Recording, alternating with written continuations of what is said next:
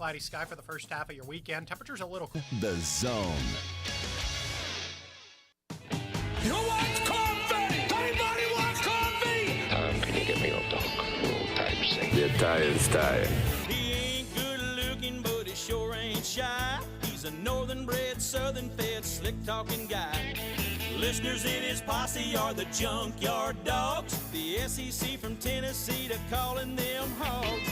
From Gainesville up to Lexington to the Titan Tiger Land. Nobody does it like Thom Abraham. You want me? Yeah, Tom's a man, he's got the plan, he's really got it made. What a wife he's got, she's smoking hot, check out the junkyard babe. When everything is said and done, no one can beat his show. He's a high-tech redneck, Tony Soprano. If you love sports without the fluff, he's got the master plan. Cause nobody does it like Thom Abraham, yeah.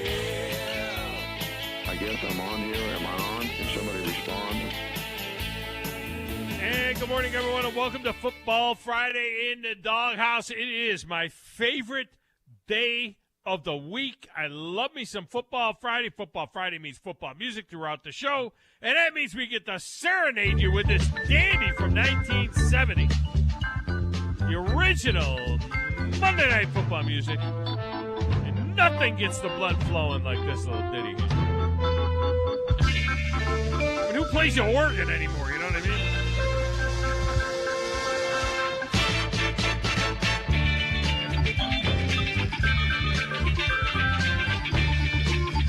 Just how funky is that? That's the only word you can use is funky.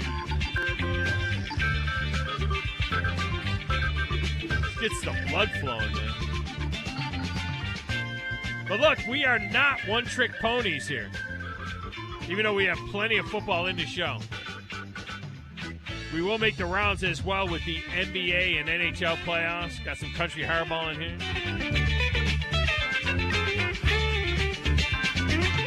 But that gets hard. I sure wish you could do that. I got one son that can do that.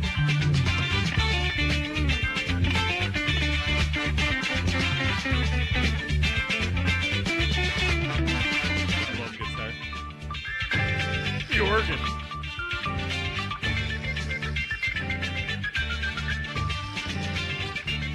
Yeah, I wish you could listen to it in your headphones the way I do. Spectacular. And by the way, after May the 4th be with you on Wednesday and Cinco de Mayo yesterday, today is Red Friday. Have you ever heard of this before? Red Friday is today. Today is the day that we take a moment to remember and pray for all the military that are deployed around the world. Red Friday. I had not heard of that before. I like that.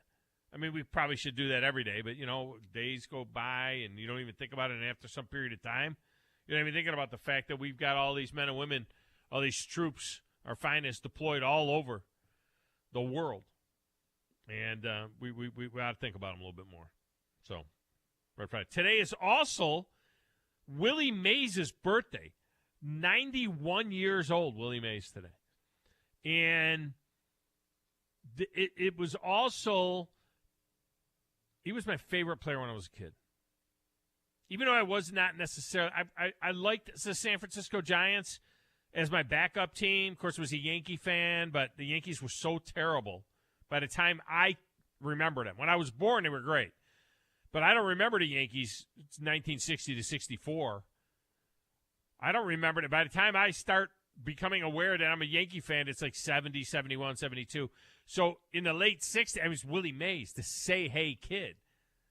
Willie McCovey, the Giants, the Detroit Tigers, and Aurelio Rodriguez, and Norm Cash, and Al Kaline, and, you know, Mickey Lolich, and all of those guys.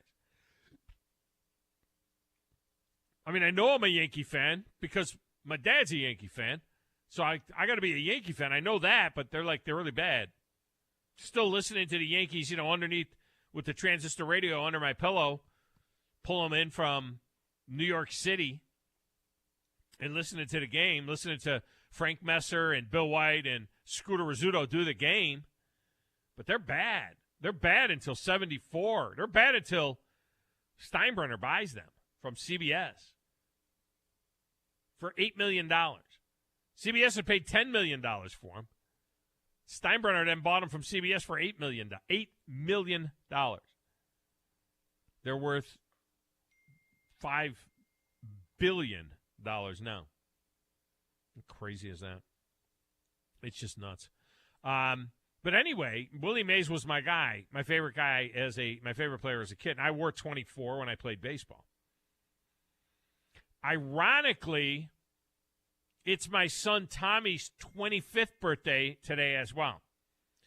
He shared an OCD-like love of baseball that I did. All of my sons played Little League baseball. Tommy played it in high school and all the way through, and was very, very good. I mean, he had opportunities. He was very good. Injury ended his career in college, but he was he was a good player. He never thought he was going to do anything other than be a baseball player. And I got such joy out of watching that kid play. He and I share a lot of traits. We're both very much OCD. We're both perfectionists. I am in what I do and he in what he does. The saddest thing for me is that he no longer, I mean, I think he's kind of following him, but he no longer follows baseball as close as he used to. In fact, my 23-year-old son, who was afraid of the ball, I mean, he would jump out of the batter's box when he was 8 years old. He is a bigger, I mean, he watches a game with me almost every night. He'll come over and, he'll come over to the house and watch some portion of the game with me almost every night, and he knows everything that's going on. I think Tommy does know, but here was the thing. Tom was so sure that he was going to be a professional baseball player when his career ended, when he was 19 or 20 years old and he knew that it was over, that it became painful for him. Does that make any sense? It became very painful for him to watch. And he was of that Yankee. I mean, he was a huge Jeter fan, an A-Rod fan. A-Rod was his favorite player. He didn't know anything about steroids and juicing and all that other kind of stuff. Those were his guys, Bernie Williams and Andy Pettitte. Those Yankees of the 2000s is where he became, where he got his love of the game. And so when those guys were all gone and his career is over, it's a weird thing. He can't watch it. Now every once in a while he'll come over, he'll look a little bit, but he's also very much a doer. So he took his athletic prowess into Ironman things. He's done Ironman. He loves shooting his bow. He does bow competitions. He loves shooting his guns. I mean, he is got, you know what I mean? He's a doer more than he is, got a couple of jet skis, and he's just a kayak. He's an outdoorsman. He's more that guy. I hope that he's going to come back around to it a little bit. But happy 25th birthday to him. I posted a couple of things about his birthday. I posted one picture that my daughter sent me. One of my daughters sent me a picture of him and my youngest daughter, Grace, at Tommy's, I think, second or third birthday party. He's blowing out a cake, and it's just him and Grace in the picture. And what's ironic about that picture is that those two are getting married this summer. Well, they're kind of getting married. Tommy, they're not getting married to each other. I know this is Tennessee, but they're not getting married to each other. Huh? Yeah, they've lived in Tennessee, Alabama and Tennessee most of their lives. But they're not marrying each other. They're marrying other people. Tom is actually married now. They got married last winter. Last year, actually. But they got married legally because they didn't want to shack up. So they got married legally, at the courthouse, and now they're having a wedding, with the pastor and all that stuff in about 2 weeks, 3 weeks, 4 weeks, June 5th, up in Swanee, up on the mountain. And at the end of the summer, my daughter Grace is getting married. She's marrying a fine young man from Southern Illinois, outdoorsman, big-time fisherman, hunter. He and I, he's a big Chicago Bear fan, Chicago Cub fan. He and I get along great. I'm just waiting for him to actually become married to her because then he immediately takes over the position as number one son-in-law. He gets number one son-in-law status immediately as soon as they get hooked up. All right. Your phone lines are open, 256-576-4977. You can text the show, 732-9TA show. Great way to communicate with us, 732-982-7469. My personal Twitter feed, where you can see all the stuff I've been tweeting about this morning, at Thom Abraham Show. And there is a tweet up there that is relevant to this show today, too, to something I want to rant about. The station's feed is at 97.7 ESPN. You can watch the show on Twitch at 97.7 ESPN, on our YouTube channel at 97.7 ESPN The Zone. Like and subscribe there to get the notifications. We also have a very active Facebook page at 97.7 ESPN with all kinds of info and show clips there. So go to 977ESPN.com, get links to all of that, and get the app. You got to have the app. You get Zone 2 and Zone 3 and Zone 4 at the app, which you can get on your computer as well. It's all our alternate streaming channels for more great programming. Tonight we have the Tide and LSU in a key SEC baseball series, 5:45 on the air in primary stream. Braves and Brewers on Henry Aaron weekend in Atlanta will be on Zone 2. The Braves will be wearing their pajama uniforms from the 70s. Thank God we can't see that on the radio. No one wants to see that on the radio. Goodness gracious almighty. I don't get it. I'm going to tell you that right now. I don't understand it. Makes zero sense to me. That uniform, which first of all is ugly, it represents the worst of the 70s Sansa no-button softball uniform. Also represents the losingest era in Braves history. They never played a playoff game in that gear. And, in fact, never had a 500 season. They were like 440 in that gear. It was the worst era in the history of the Braves. Why do I want to see that again? Furthermore, although Hank Aaron was wearing that garbage when he broke Babe Ruth's home run record, for much of his career, he wore the classic Braves gear. In fact, that's what they should be wearing this weekend. Why aren't they wearing the cream-colored home unis? Wear the cream-colored gear.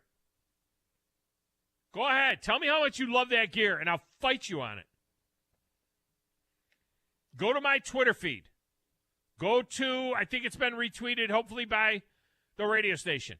I got a picture of Hank Aaron in the pajamas and a picture of Hank Aaron in the classic Braves gear. Tell me which one you think they should be wearing. Tell me which one you like. I thought the thing on the sleeve, when I was a kid, I thought the thing on the sleeve of the pajama uniform was a rose. I didn't understand it. I didn't know why they had a rose on the sleeve of their jersey. I didn't know until just a few years ago that it was actually supposed to be a feather. I'm like, that's a feather? It looks like a flower. It doesn't look like a feather. And what's with the lowercase a? Now, I'm OCD. I understand it. I go back, like my show notes, right there, my show notes, only I see my show, unless I hold them up like this to the camera, where those of you that are watching the show can see it. My show notes I'm the only one that can see my show notes. If I don't capitalize a particular word properly, like where I wrote tonight, the Tide and LSU in a key SEC series, if I, for example, had not capitalized Tide, I go back and capitalize it because I'm an OCD. It's just the way I am. I'm OCD. Like, I'm freaking out right now because on my sheet there where it says at 11 o'clock, Beau Estes will join us. I didn't capitalize the B on Beau. And I'm freaking out right now. I'm trying to decide whether or not I should tear this sheet of paper up and reprint it out with it. So why in the hell is the A lowercase on that Atlanta Brave hat for all those years? Why did they have the B lowercase where it says Braves? Why would the A be lowercase? You don't spell a city's name with a lowercase a. These are the things that bother me. Coming up in a few minutes, Allan Bell from CBS Sportsline is in with plenty of football talk to get to. The situation with Baker Mayfield is really starting to take an ugly turn. We'll get into that a little bit. I mean, not only did none of his teammates come to his defense when all of this was going down, and none of his teammates came to his defense when the OBJ thing went down. Now we're hearing more and more things that are coming out about how kind of disliked he was on the team. One player was asked whether or not they read the comments of OBJ's father, which would be OBS, I guess, whether or not they read his comments about Baker airmailing wide open OBJ multiple times. And the player said, "Why would I have to read it? I see it every day in practice." Ow. Ouch. That's rude, man. That's tough. At the top of the 11, Beau Estes with a capital B. Beau Estes from NBATV and NBA.com is back to set up the weekend in the NBA playoffs after a quiet night last night, as in no games. What there was last night was NHL hockey, and all the favorites won, but we were pretty close to a major upset last night. After the Predators got beat 7-2 in Game 1 in Denver, last night, Connor Ingram started in just his third NHL or fourth NHL game and was an absolute witch for the Preds. The problem is the Preds couldn't score. Game went to overtime 1-1. The Avs won in overtime 2-1. Do you know how huge that would have been for Nashville to come back to Nashville, getting a split out there? They couldn't do it. Couldn't get that done. Over there in a little glass room with the slanted ceiling, playing the platters that matter and the stacks of wax and answering the phones, and he's had quite quizzical looks on his face. I watch him. I look at him. I don't know when you can see him or when you can't see him, but I look at him, and he's had these quizzical looks on his face. He's obviously trying to solve some kind of serious issue or something. I'm like, I wonder what's going on in there. He's living large on a Friday. I said he's living large on a Who in the blue hell are you? I'm the producer of the show. If I didn't step up, you're nowhere. I put the thing together on a stick and polish. Brilliant! I've got $100 smoking in my billfold. I know I ought to save it, but it's burning a hole. Right through my pocket and into my skin. Come Monday morning, I'll be broke again. It's finally Friday, I'm free again. I got my motor running for a wild weekend. It's finally Friday, I'm out of control. Forget the working blues and let the good time roll. Someone call someone because there's a cleanup on aisle 3 as a man is down. It's like taking poison, like rat poison. It's not St. Patty's Day, so that's a different day entirely. Hey, Grizz, how you doing, man? Doing well. How are you doing today? I am fantastic. I like the look. I'm looking at the look there. I like Everything that. looks great on the stream. It does. It looks really good. It's interesting. It's different. People need to go and check it out at the YouTube and Twitch feeds. Are we streaming the show at Facebook yet or Yes. no? We are? Oh, good. Good job of you. It's an interesting look. I really do kind of like it. Yeah. It's interesting. I'm looking forward to universal across the board, for all our shows. Eventually to look the same, but I don't know. I'm letting you digital guys handle that stuff. Well, I mean, it's really hard when you're in your studio and we're here. So I mean, we've got to change it up every time. So Well, the we skin we could try be the to. same, couldn't it? Or no? No, because there's more space. And so what we're using right now, we're trying to figure out Oh. if we can do a different way of clipping it and everything like that, and trying to move some stuff around. So Yeah. once we figure out more stuff, yeah, we'll grow into it. But yeah, you're special.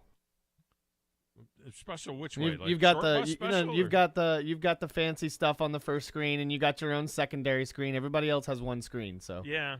you're special. Well, it's It's the price you pay. You know what I'm saying? And to believe that you just hate these blue jerseys, man. I hate you're them. just an I old can't man. stand- You're just I an can't- old man. No, I'm old enough to You're an old man. I've seen those jerseys. I've You seen the guys weren't jerseys, alive too. then.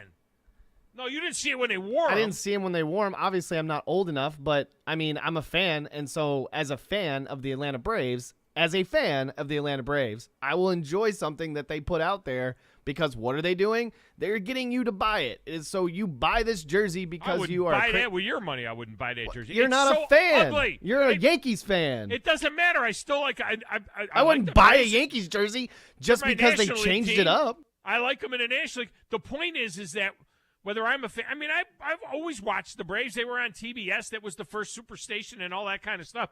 The thing is, it's ugly. And the reason why the colors aren't even right. That light blue and the reason why they came back kind of last year was because they were doing it to honor Hank Aaron. So this is what I'm saying. Why? Look at the picture I put up. Why would you wear that one to honor Hank Aaron instead of wearing the cream color jersey? I've seen the other one, but I think most people probably know the home run hit and breaking the record, and he was wearing that iconic jersey. So that's it's not iconic. It was a loser's jersey. It doesn't matter. It's an iconic time in sports. When so they Hank see Aaron it, and they remember that. I don't think they do. I think I look at it. You know, Do you think they remember the other jersey when he hit the home run? I think when I don't think of the red jerseys when we were really bad in the 2000s, and I would love to see the red jersey come back. Well, they wore red jerseys a couple of years the ago. The Sunday jersey. I love that jersey. That's a nice jersey. The blue road jersey was always one of my favorites. Well, they still wear that. They wore that. Well, I know, but I'm just saying, like, you're talking about the cream. They still wear the cream. Well, I don't think they do, actually.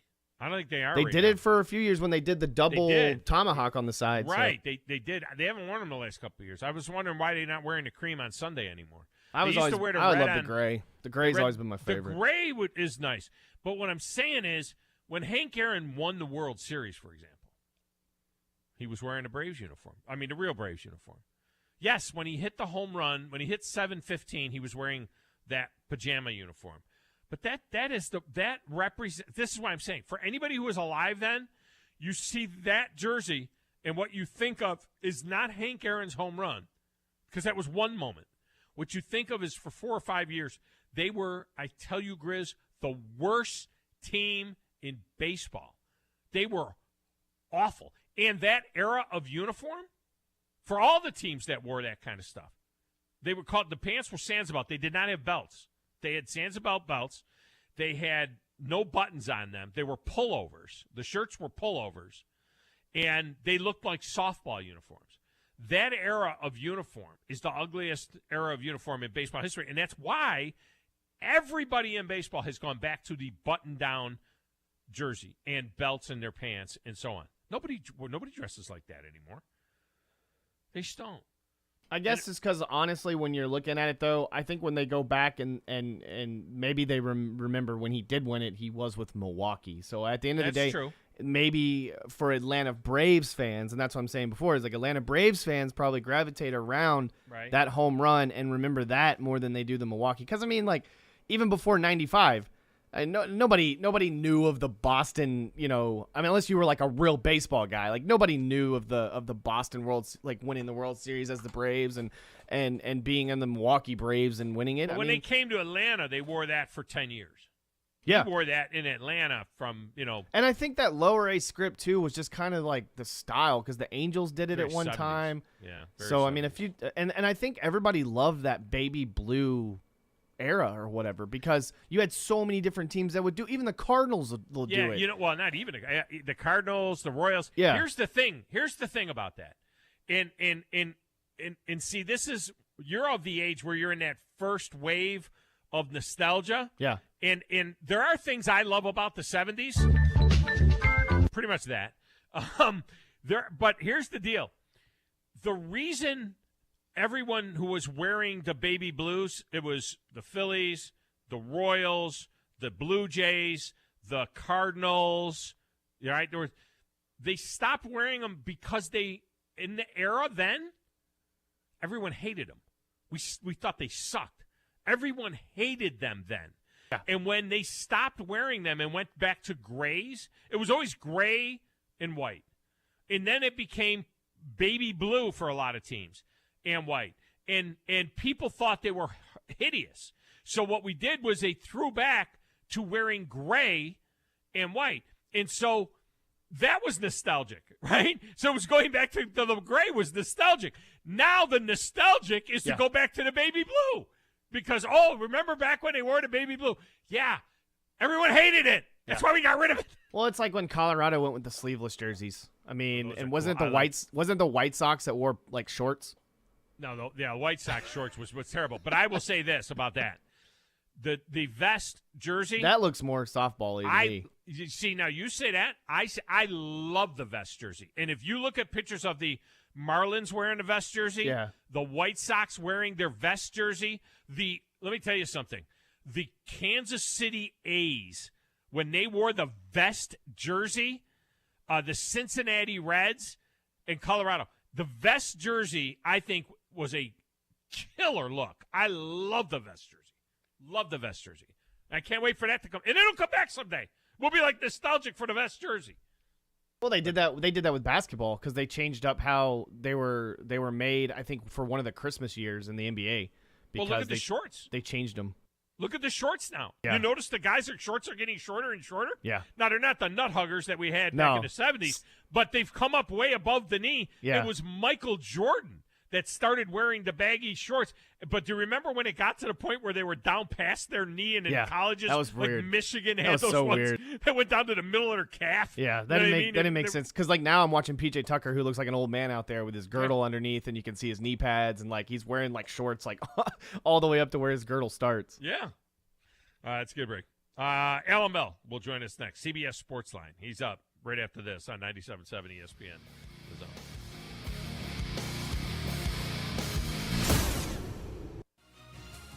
You're listening to the Thom Abraham Show on 97.7 ESPN The Zone. This is Brent Musburger's VSiN Action Update on 97.7 ESPN The Zone. Heads up, sports bettors. Right now you can try VSiN All Access free for 30 days with no credit card required. Visit vsin.com/free month to sign up now. NBA playoffs continue tonight. The Sixers down 2-0 at home against the Heat in the East semis. Miami a 3-point road favorite, 210 the over-under. In the West, the Suns and Mavericks at Pick'em in Game 3 in Dallas, 219.5 the total. Phoenix up 2-0. Canelo Alvarez returns to the light heavyweight division for the first time since 2019. Alvarez taking on Dimitri Bivol Saturday in Las Vegas. Canelo the -500 favorite. Bivol at +350 for the light heavyweight championship. The Kentucky Derby returns Saturday with Epicenter the +300 favorite, followed by Zandon at +500 as of Thursday. Teba and Messier each at +700, and Mo Donegal at +1,000. I'm Trey Westerberg, 97.7 ESPN The Zone. Did you know that your car, truck, or SUV may be worth over 30 or 40% more than it was last year? It's true. Bobby White back again for Woody Anderson Ford, and we'd love your trade-in for a personalized custom factory order on a 2022 Explorer, Expedition, Ranger, or F-150. You'll get exactly the color and options you want, and Woody Anderson Ford will save you 5% off MSRP, plus you'll get any additional Ford factory rebates. Or if you need a new ride today, choose a Ford Blue Advantage certified pre-owned vehicle. We have over 100 to choose from. Our Ford Gold certified or low mileage, gently used vehicles with great warranties. They've passed a 172-point inspection by certified technicians, come with our 24-hour roadside assistance, plus a full tank of gas and a fresh oil change. At Woody Anderson Ford, whether it's a new order or a pre-owned, we promise to always do the right thing. Corner of George and Sparkman, hope to see you soon. In 1982, Bob Baumhauer introduced Alabama to the Buffalo Wild Wing, and quite frankly, we've never been the same. Back then, it was Wings and Things in Tuscaloosa, but now, 40 years later, after 4 name changes, Baumhauer's Victory Grill is the #1 sports-themed restaurant in the state. Bob's Alabama Hot Chicken is something that has to be tried to believe, plus the new Bam Bam Chicken and the Louisiana-style Go Fish, a whitefish over rice topped with shrimp etouffee. And Baumhauer's is fighting inflation with some new affordable favorites. Visit Baumhauer's on the South Parkway today. I'm attorney Gary Lackey. You know, you'll hear people say we're like a family, but here at the Lackey Law Firm, that's really true, not just a saying. I'm Justin Lackey. With my father and my sister, we have a special connection to each other. I'm Jennifer Lackey. At the Lackey Law Firm, when we take on your case, you become part of our family. You really do. And we'll always do whatever it takes to get everything you deserve. If you're injured, you worry about getting well, not about paperwork or insurance companies or figuring out how to get to your lawyer's office. I'll come to you. We worry about your case so you don't have to. When you've been injured, we know that your case is probably the biggest thing going on in your life. More important than almost anything else. And it's important to us, too, for one simple reason. Family takes care of each other, and at the Lackey Law Firm, we'll take care of you. The Lackey Law Firm. The Lackey Law Family. 1-800-4RIGHTS. No representation is made that the quality of the legal services to be performed is greater than the quality of legal services performed by other lawyers. When I chose a garage door company, I did my homework. I needed Precision Overhead Garage Door Service. They have a 5-star Google rating. I checked their reviews and liked what their customers had to say. Precision Overhead Garage Door has lifetime warranty packages. Same-day service if I call before 2 p.m. If they can't make it the same day, my service call fee the next day is waived. They did a 25-point safety inspection on the door and operator. Now that's peace of mind. Residential, commercial, and gate services. Precision Overhead Garage Door Service. Call 256-400-4500. Two Maids and a Mop. That's all you need to know to clean house. Two Maids and a Mop is an award-winning company, bonded and insured. Hire them for yourself, or they have gift cards if you want to make someone else's day. Find out more online at twomaidshuntsville.com. A maid service worth talking about. Two Maids and a Mop take care of everything. They supply all the cleaning equipment needed. Call 256-883-6243. The only finger you'll need to lift is the one to call them. From the Fox 54 Weather Center, I'm Chief Meteorologist Jordan Dressman. Scattered showers and thunderstorms are going to be possible through the first half of the afternoon. Once we get beyond the lunch hour, we should begin to see some improvement across North Alabama, southern Middle Tennessee. Temperatures a little cooler today. Highs only climbing into the mid and upper 70s, dropping into the mid-50s as we head into the overnight. Partly sunny to mostly cloudy sky for the first half of your weekend. Temperatures a little cooler, hanging out in the lower 70s. I'm Chief Meteorologist Jordan Dressman on your home for ESPN Radio, 97.7 ESPN The Zone. From the Alabama Crimson Tide to the Atlanta Braves, we are 97.7 ESPN The Zone.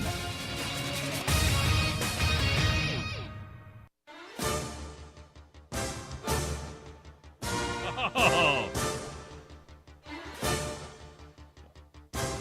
Going old school, huh?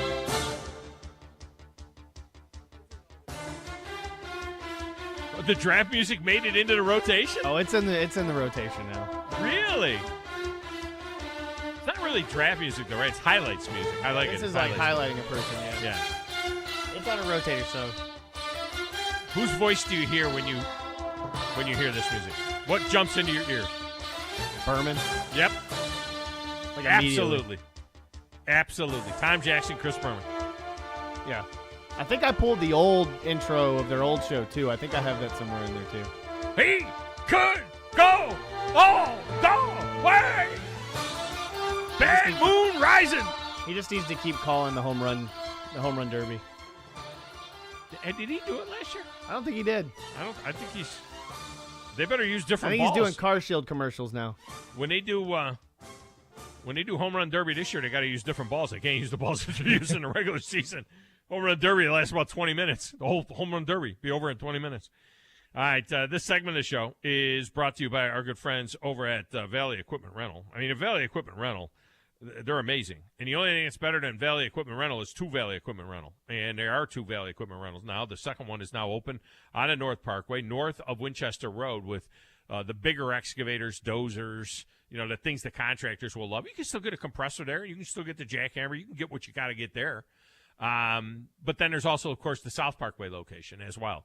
More mini excavators, more skid steers than anybody. Ross Roberts and his team, they have built the premier equipment rental company in the Tennessee Valley, beginning to end. And you can get your job done just like the pros when you do that. Oh, now see, Grizz, it changed. I like that too. But so we're talking about stuff you guys don't even know unless you're watching the show. I like that. I like that a lot. All right. Joining us now, guy that does a tremendous job that I like as well, Allan Bell from CBS Sportsline is on the Neighbors Wealth Management Hotline. AB, welcome in. How are you? Doing fantastic, big dog. You doing all right? I am all right. You like that the highlight music? What did Berman pop into your head as soon as you heard that highlight music from ESPN? Oh, yeah. First off, I love it. Like, literally, that thing gets my heart going. And, yeah, Berman, Tom Jackson. Oh, yeah. That music is fantastic. I got to say this. I loved Chris Berman on the draft. I mean, he was a cartoon character. There was no doubt about it. But I thought that Mike Greenberg was outstanding. You know, I thought Mike Greenberg is a great, great host for the draft. I thought he did a tremendous job all weekend long. Let me say this, Tom, and you know this better than anyone, right? Like, that is not an easy job, right? Oh. Like, it's not, corralling everybody during an event that's live. You know, you can plan it out as much as you want, but crazy things are going to happen. You've got trades going on, and I mean, you're exactly right. Like, Mike Greenberg, he is a professional host. He does a great job. I'm with you, and it's kind of like an umpire. You know what I mean? Like, a host doing a great job means that nothing happened and you don't really, say his name a ton. Like, he is phenomenal at what he does. Yeah, there was no doubt about it. And, the draft, everything, when it comes to TV ratings, everything goes to how you position something. The report came out that the draft was the least watched NFL draft in 5 years. So the first thing that jumped into my mind was this goes to show you what happens when you don't have star power at quarterback. When no matter what you have, we don't care about football fans care about defensive ends, but just general fans to watch, we don't care about edge rushers.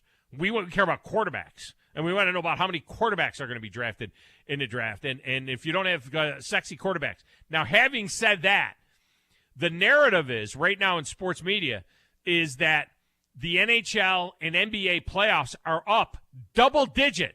And I'm excited about that because I like up double digit while the NFL draft had its smallest audience in 5 years. So here's the dirty little secret when you go inside the numbers. The NHL playoffs averaging 1 million people per game. That's fantastic on cable.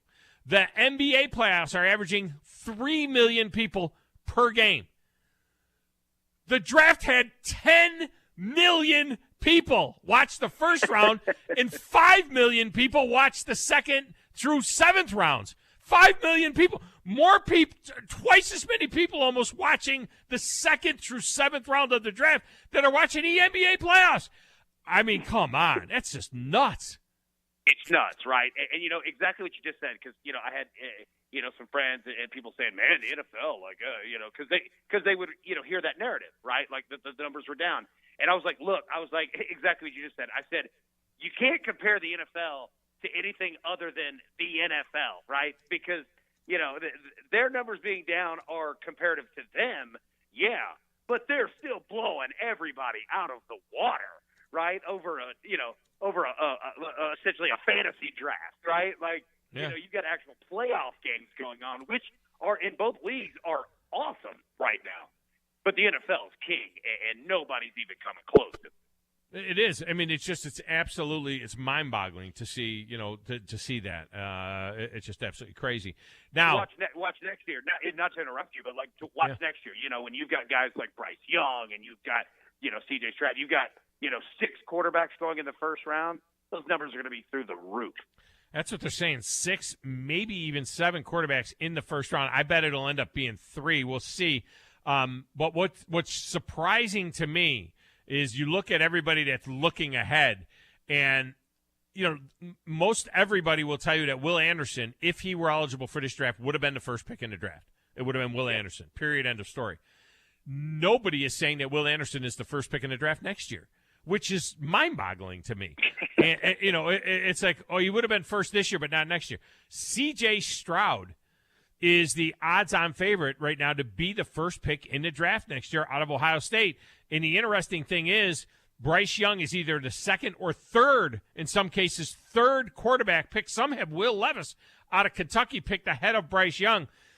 But the mindset seems to be that C.J. Stroud is 6'3", 220, while Bryce Young is maybe 6 foot and maybe 185 pounds, and just body type is going to keep Bryce Young down a little bit.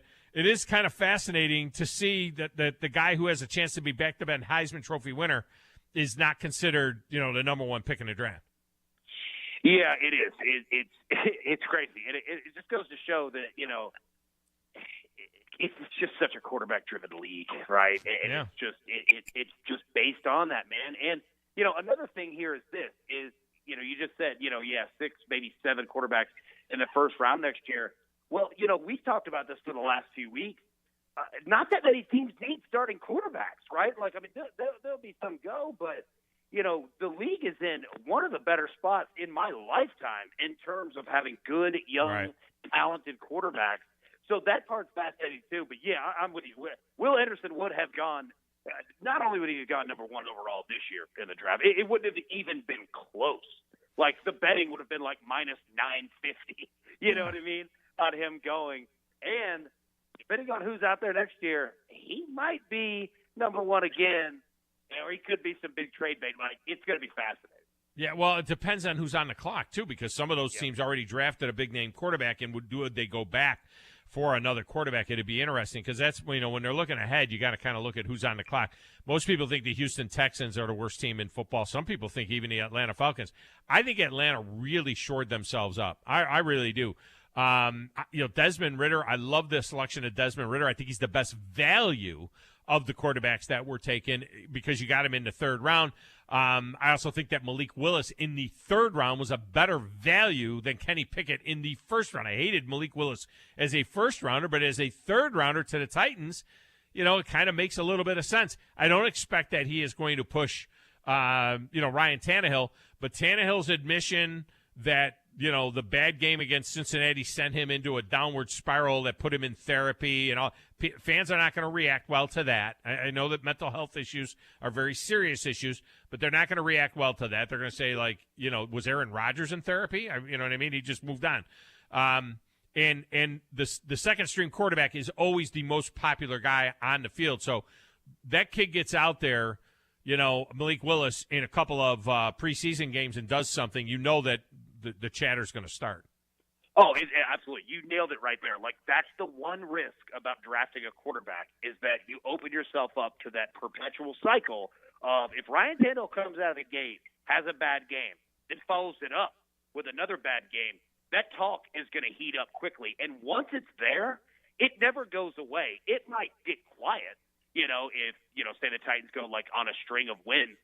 But the next bad game, it's coming right back. Like, you cannot get rid of it. It's like athlete's foot. You can't get rid of it. Right? Like, it's always just kind of there, right? So, man, I'm fascinated to see it. And you know what? I'll say this.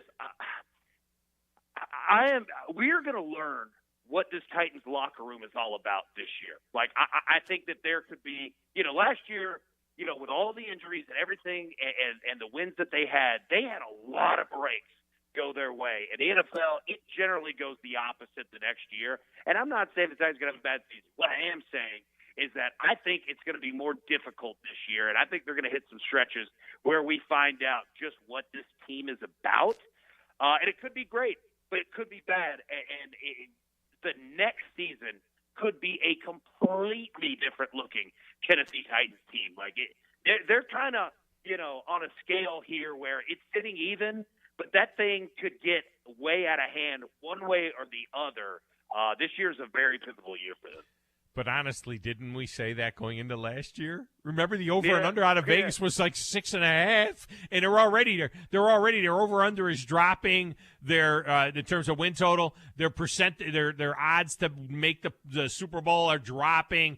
It's every year people discount this team, and this is how great Mike Vrabel is as a coach. We thought last year, we the year before last was the high watermark, and that last year was the year they were going to fall off the table. And then you get Derrick Henry hurt, and we're like, oh, well, God, there's no way. I mean, they're not even going to make the playoffs. They win the division. It was supposed to be last season. So you watch everybody doubting them again, and watch they'll go 12-5 or some stupid thing again, and then get whacked in the playoffs. Yeah. No, you're right, and a big credit to Mike Vrabel. You're exactly right. Like, he's fantastic. He runs a tight ship. Yeah, he's a fantastic football coach, man. Absolutely. And I don't know how. I know that supposedly there's no love lost between him and New England and all that other kind of stuff, but I always said this about Jeremy Pruitt when he was at Tennessee. I always thought that if they didn't play great, he would get fired, or if he cheated, he would get fired. And if they did play great, he would be the next coach at at Alabama. The one thing that wasn't going to happen was Jeremy Pruitt wouldn't be there for more than 5 years, one way or the other. Like, one way that was going to be that way. I feel that same way sometimes about Mike Vrabel, that it would be either he's going to get fired because they suck, or he's going to do great and he's the next coach of the New England Patriots. It's like, no way is he going to be around for a long time. And with Bill Belichick being 70 years old this upcoming season, I just don't – if the Titans overachieve again, I just don't know how the hell, the Patriots don't come after him both guns a-blazing, depending on how long Belichick hangs around. Oh, no, you know what? That's an excellent point, and I haven't really thought about that, and you're right. And, think about this, too. Let's say that happens, okay? Let's say New England comes after him, and he agrees to go, right? Like, not only is he super tight with the owner, who, Robert Kraft obviously loves him, but I don't think that Mike Vrabel would necessarily be looking at hiring getting a general manager over his head. Right. I think that he would be given kind of the role that Belichick has, where you're kind of both. There might be somebody there, in that position by name, that assists with everything, right? But I think Mike Vrabel would have clear authority on both positions and be able to run the draft, run the team, run everything. And not that him and John Robinson, the Titans general manager, have a bad working relationship. They're fantastic. They really do a great job. But that could be a luring point as well to say, hey, look, you could be everything here, and you get more money doing it, and it's New England. Man, that's a good point. I haven't really thought about that yet. Well, and here's the scarier part. Why does John Robinson and Mike Vrabel have this great relationship? John Robinson was in the scouting department of the New England Patriots. That's where he came from. He's a Patriot going all the way back to 2002. He was a scout there for 3 years. Then, and then he became the assistant director of college scouting, and then he was the director of college scouting for 5 years from 2009 to 2013. That's where John Robinson came from. So the scary part is that you could even lose John Robinson to the Patriots. Man, I didn't even think about that either. Good Lord. That would be brutal, man. They're both Patriots. That's where they came from, these guys. It's crazy, when we look at college, like replacing a head coach, replacing an AD, that's kind of like the same situation. But in the NFL, man, it's tough. Like there's a learning curve there. Ooh, I didn't even think about that. Yeah. All right, always a pleasure to talk to you. Have a great weekend. Allan Bell Jr. has been our guest. AB, thanks again, man. Man, big dog, thank you, buddy. Have a great one. Take care. Appreciate it. All right, we'll get a break in here. When we come back, an area scout for the Chicago Bears was fired because he made comments about the second-round pick of the Bears, Jaquan Brisker. Now, I don't know who fired him. I don't know if the trigger was pulled by Ryan Poles. And you know the story. I've told the story here about Ryan Poles. He and his dad was my roommate when I was a college football coach, and I've known Ryan since he was a little boy. Used to play in the dummies back with my sons when they were 5, 6, 7 years old. Back when Junior and I were coaching. I don't know who made this decision, but it seems awfully weird. I'll tell you about it next. 97.7 ESPN The Zone.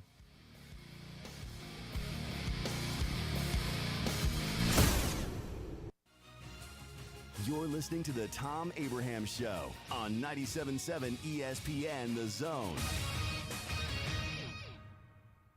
What's better than Valley Equipment Rental? 2 Valley Equipment Rentals, and that's just what we have now. The original on the South Memorial Parkway between Drake and Airport Road, and their second location on North Memorial Parkway just north of Winchester Road. Valley Equipment is locally owned and has more skid steers, excavators, and lifts than anyone in the area, plus all the small tools that you need to get the job done like a pro. And if you are a pro, you need to check out the new North location now because Valley Equipment has what you need. Learn more at valleyequipmentrents.com. TOC Sports has been there for you. Now, you're probably asking yourself, what does that mean?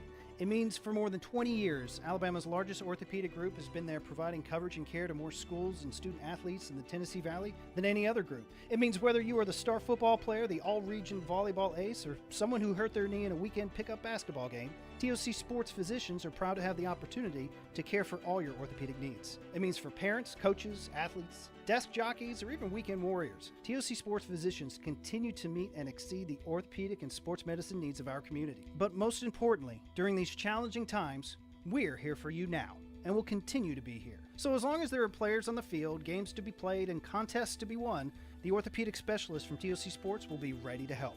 We don't know what the future holds, but you can count on the TOC Sports team to stay committed to you so you can stay in the game. Call 256-539-2728 today and ask to see a TOC Sports physician. Check them out online, also Facebook, Twitter, and Instagram. Ann Adams with Berkshire Hathaway Rise Real Estate is the one name to know if you're buying or selling real estate. With years of local experience, Ann Adams offers buyers in-depth knowledge of the local housing market and will narrow available properties down to those you'll be interested in so you can save time when shopping for your new home. If you're ready to sell, Ann offers a seamless process using accurate pricing and expert negotiation skills to make sure you get a fair price for your home. Call Ann Adams today at 256-337-2625 or log on bhhsriserealestate.com. And now a small business setback, delivered by a kind French stranger. Monsieur, there was an accident. The windshield of your catering van is, how do you say, kaput? But Progressive has an extensive network of repair shops. Now, we sing about the old days. Brave marin revient de guerre. When things go wrong with your small business, it's comforting to know you have Progressive Commercial. Get a quote in as little as 6 minutes at progressivecommercial.com. Croissance for everyone. Progressive Casualty Insurance Company and affiliates. Covered subject to policy terms and conditions. Did you know that your car, truck, or SUV may be worth over 30 or 40% more than it was last year? It's true.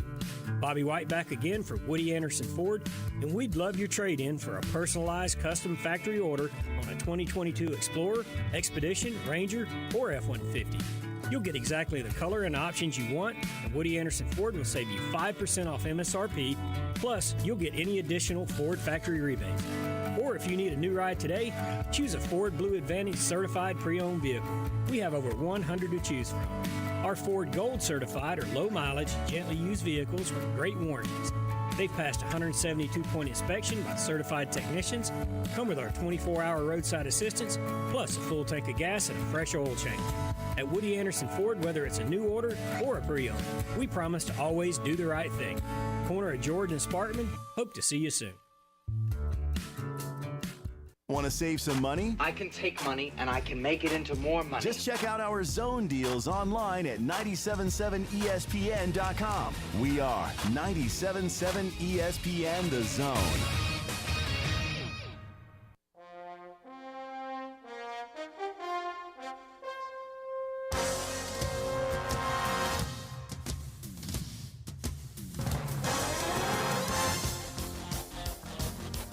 Welcome back on a Football Friday. Now, we still have college fight songs and stuff in there, right?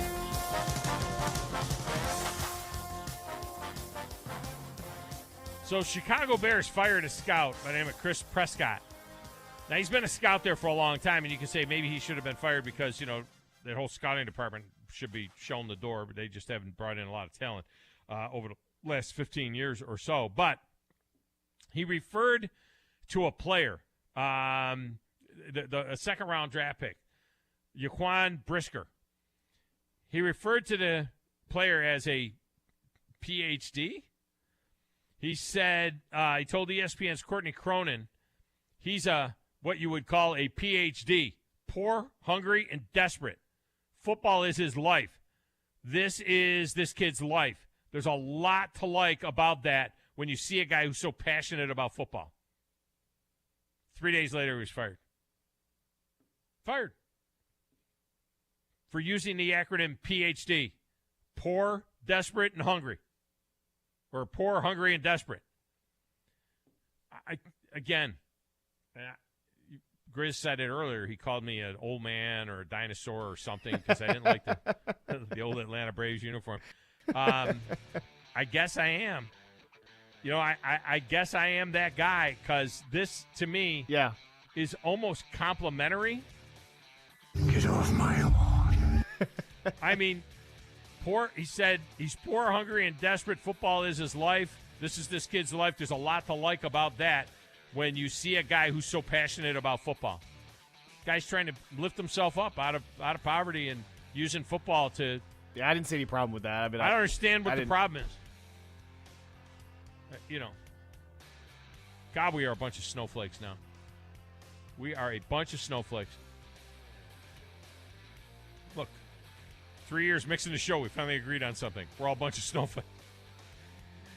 All right, coming up next, Beau Estes, NBATV, NBA.com is next. 97.7 ESPN The Zone. The world champs are back. The Braves are out to defend their world championship. And behind Matt Olson, Ronald Acuna, Dansby Swanson, Max Fried, and this loaded 2022 roster, a repeat is within reach. Here goes Ozzie, 2-2 on the way, hit well. Deep center field. Might have ourselves a tie ball game. You betcha. And we'll bring you every huge moment of the Braves 2022 season right here on the Atlanta Braves Radio Network. Hi, my name is Dan Aldridge. I'm here to let you know about the Aldridge Law Firm and the soon-to-be-announced Legal Town Center. I've been practicing law in Alabama since 1984, and I also practice in Tennessee. And I'm from North Alabama, and I'm here to represent you and take care of your legal needs.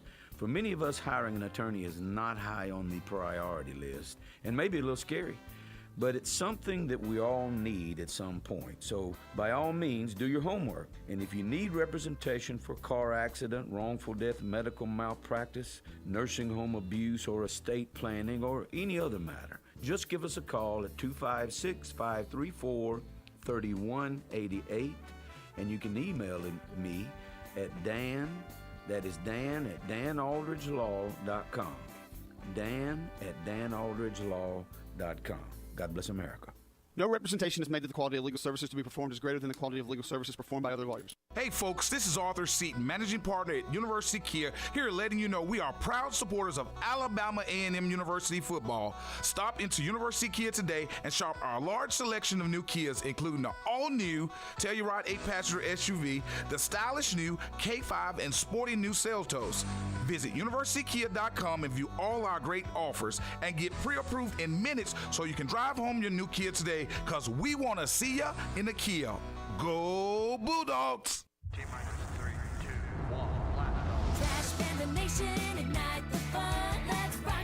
Get your weekend started tonight at Toyota Field as the Chattanooga Lookouts take on your Rocket City Trash Pandas. Friday and Saturday nights always close out with the best fireworks show in the Rocket City, and on Sunday, the first 1,500 women will receive a limited edition Trash Pandas wine glass. Get your tickets now at TrashPandasBaseball.com. Let's rock it.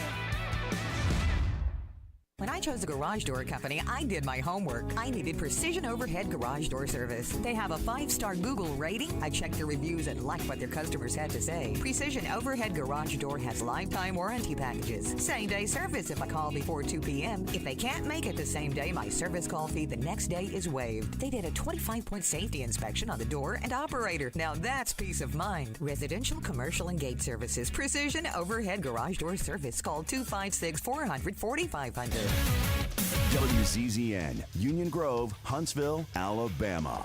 97.7 ESPN, The Zone. This is SportsCenter.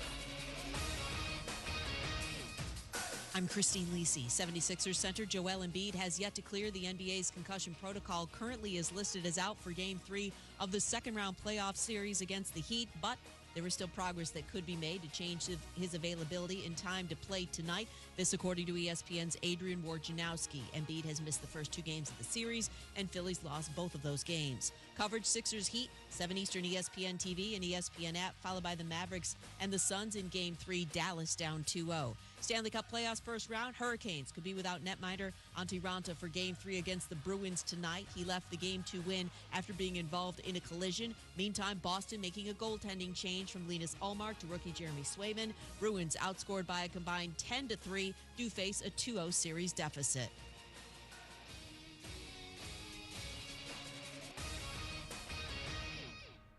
Online at 977ESPN.com. Stream them online. Call in. It's an important job, and it's an vital organization. Tweet in and join in. We are 97.7 ESPN, The Zone. You need to be more like a dog. Like what you guys are doing. You've got your fingertip on the pulse of your listeners. You guys know what they're talking about. Be a dog. God bless the show. You are the Messiah. We need more dogs. This is the best show on radio. The big dog, Thom Abraham, is here with you. Hey, I see you, dog. So settle in. and get your bark on. That's my dog! Now live, here he is, the big dog, Thom Abraham. How you doing? How you doing? How you doing? How you doing? How you doing? How you doing? How you doing? Look, I don't speak Spanish. I don't know how to say this, so I'm going to choose my words very carefully. I think you're a psycho. Do you know who I am? I mean, that guy sounds like El McPherson farting into Miles Davis' trumpet. I guess I'm on here. Am I on? Can somebody respond? Get off my lawn. I have to drag my Yankee ass out of here.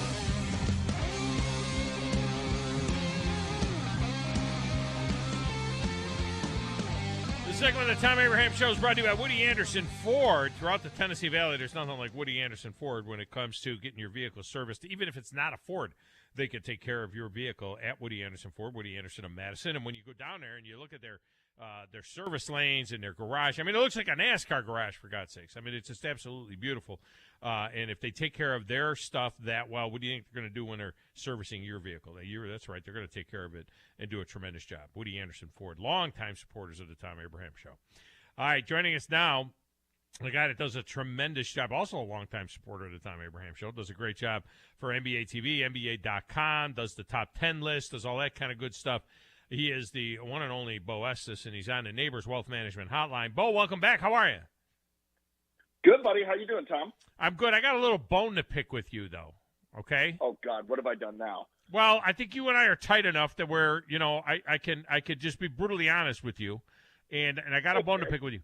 The other night, you were gushing on the social media machines about the little Andrew Wiggins dunk. It was not bad. It was a nice little dunk. Took it down. I know where you're going. But come on. I mean, somebody it's a dunk in a playoffs, and I'm like, what the hell are you people talking about? Are you kidding me? I mean, that if Ja Morant's dunk is the standard at a 10, then that dunk is like a 7.5. Okay, I mean, maybe it was the play but that was nothing like the throwdown that Ja had. I mean, come on.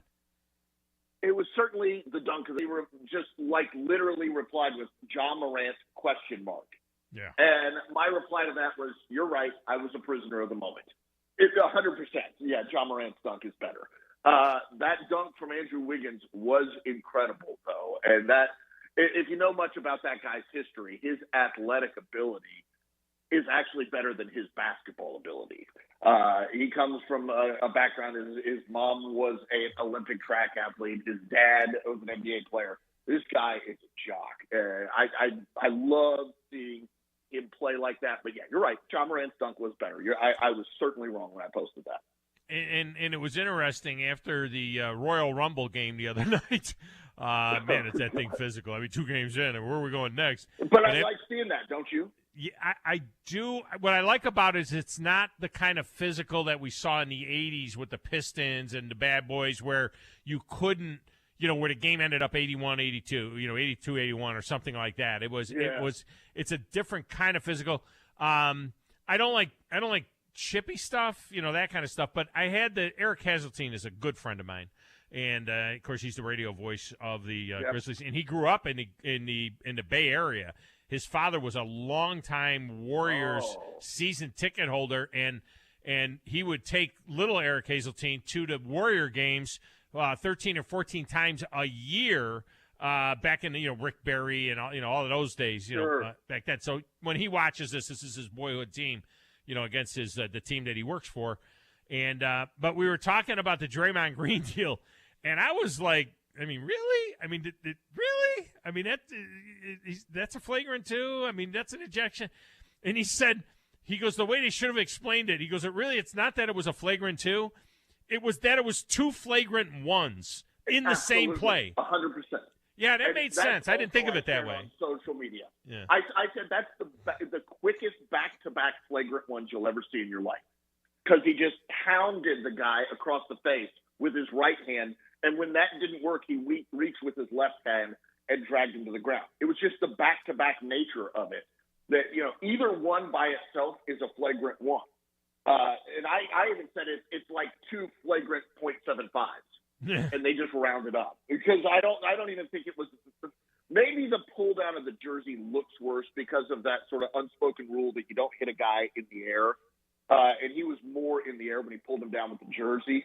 But I just thought it was so close. And for him to get ejected on that play was pretty wild. And the weird thing about it is game 1, Golden State loses a star, they win. Game 2, Memphis loses what you think of as an important piece, they win. This series is wild. I mean, these two teams, really different styles of play, but there's an evenness to this matchup that's a lot of fun. Now, it's going to be interesting to see what Golden State does in Game 3 because they shot below 20% from 3 in Game 2, and I don't ever expect to see that again. Give Memphis some credit for that. They're a physical, strong team that will get up in you. But I don't expect to see Golden State shoot that poorly again. So I think Memphis also, even though they're coming off a win, has to raise their level a bit to get a win in Game 3. Now, are we 2-3-2 or are we 2-2 go to San Francisco and win one over there? It's going to be a monumental task for them to get that home ice back, you know? I will say this. There's two things. One, the fact that just on the surface, Gary Payton's the 8th or 9th best player on the Warriors, right? But he is their best sort of perimeter defender.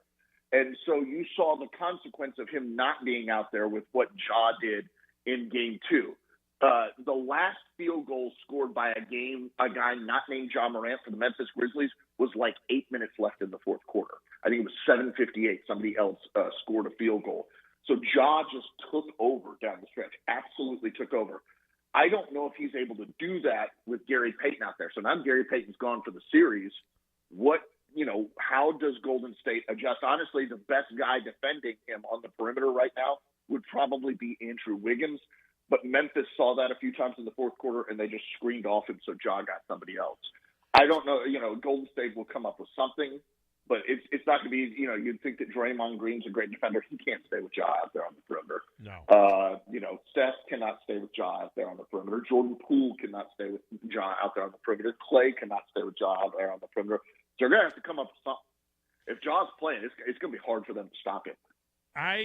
He's fearless, and in sports, we always like to look for comps. We're always like who is this guy? Who is he like? I'm trying to think of a guy that is that slight, that is that aggressive to the rack. I mean, I've been racking my brain about this. I mean, a guy that is 6'3", but he's not a stocky 6'3". He's a skinny, rail 6'3". I mean, you think every time he goes, I think somebody's going to crack him over the top of the head on that ponytail, and he's going to be out for the game, and that'll be the end of that. But he's fearless, and I don't know. I can't think of other guys that are built like him that are so fearless in the lane. Well, he reminds you of the way that young Russell Westbrook, and Derrick Rose pre-injury attacked the rim. But both of those guys, if you told me they were strong safeties for Alabama, I'd buy it. Like they were built like that. Yeah. Ja is not built like that. You're right. He has a fearlessness about him.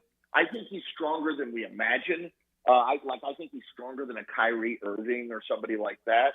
But I don't think he's built like a Russell or built like a Derrick Rose. The thing that he has that is different to me, he has an ability to change directions and really shift on people that's up there.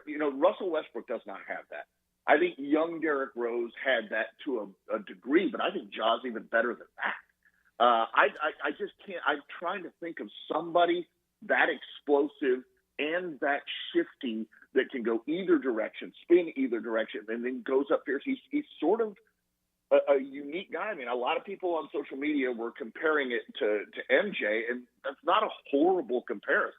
I mean, the way that he goes and hangs in the air and the fearlessness of it, I don't make that comparison often, but there are some similarities with what he's doing and what MJ did when he was young, particularly.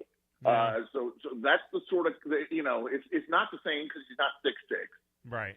But it's, there are some similarities, and how about this, Tom? This guy can always find a shot. Everybody in the gym knows he's going for a shot, and he can always find it. It doesn't matter. You cannot stop him.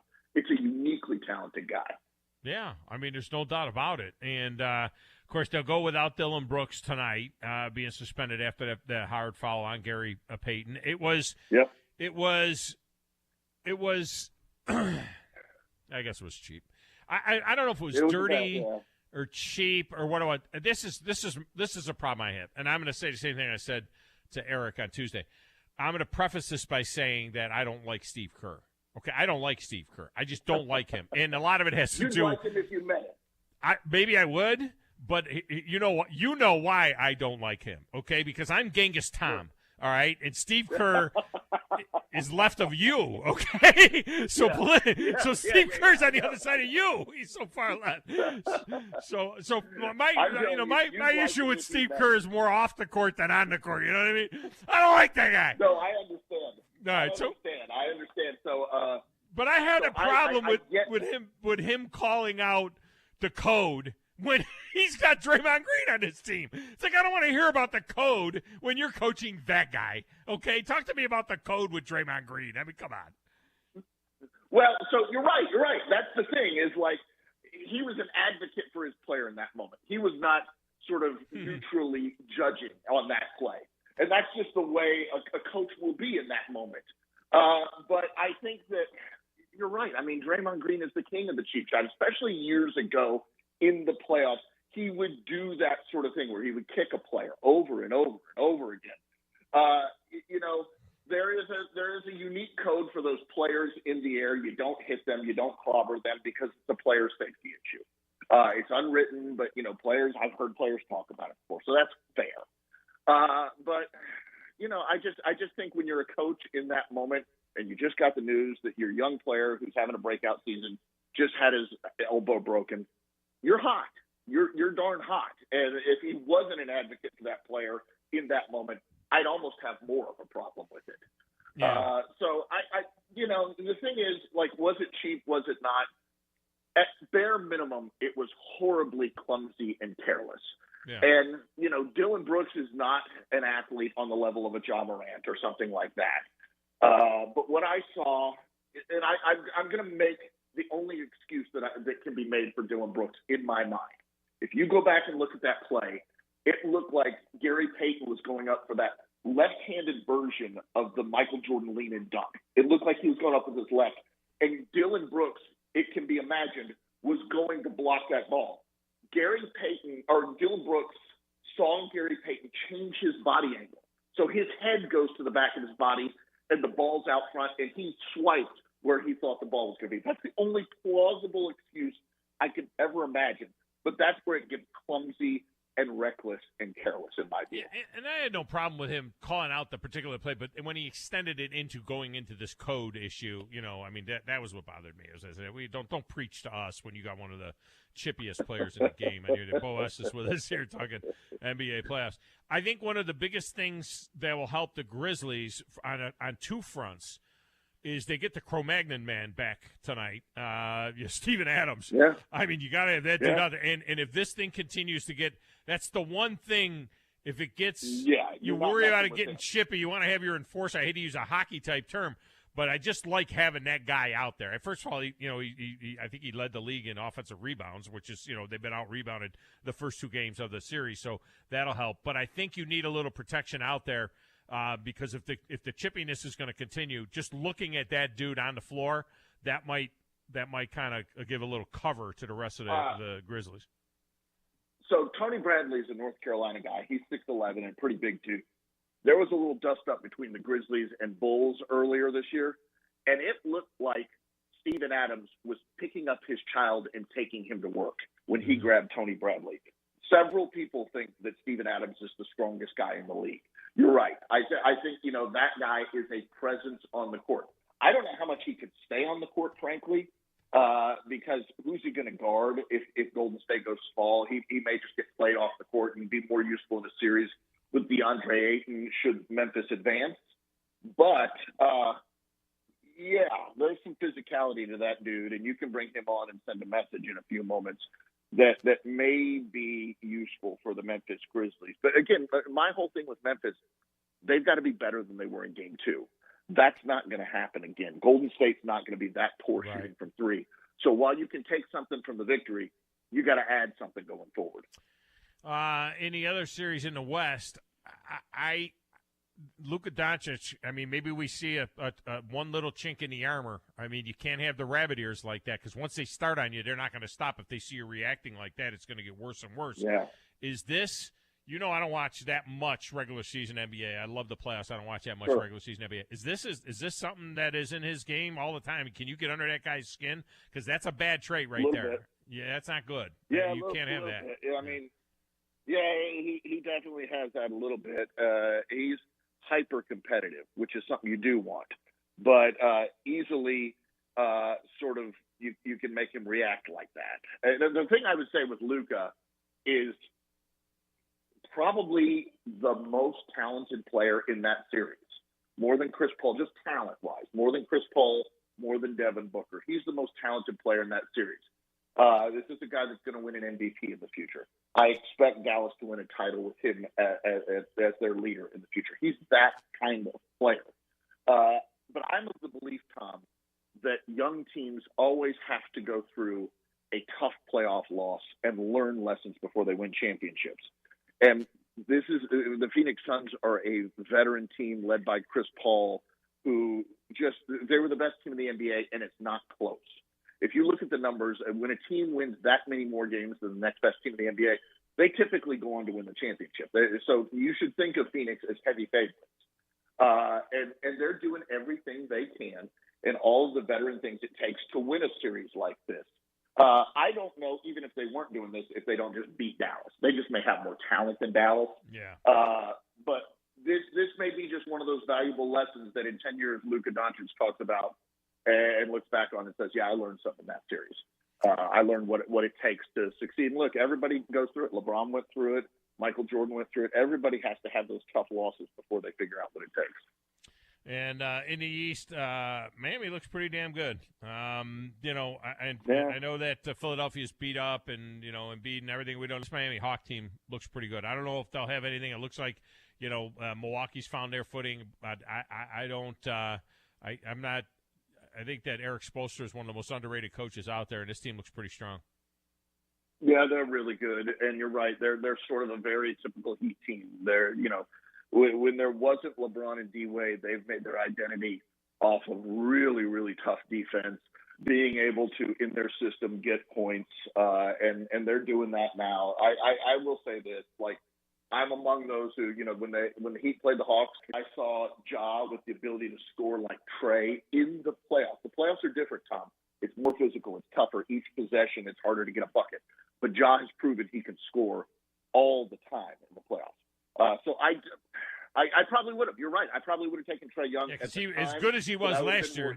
Yeah, as good as he was last year, was that bad this year? You know what I mean? It was just he went south in it because it makes me wonder. Tony Ressler's saying that the Hawks aren't going to stand pat. They made a mistake. They were too complacent last offseason and so on, and that they're going to do something. I don't know if they can do something. But they shouldn't have been a play-in tournament team. They should have been better than that.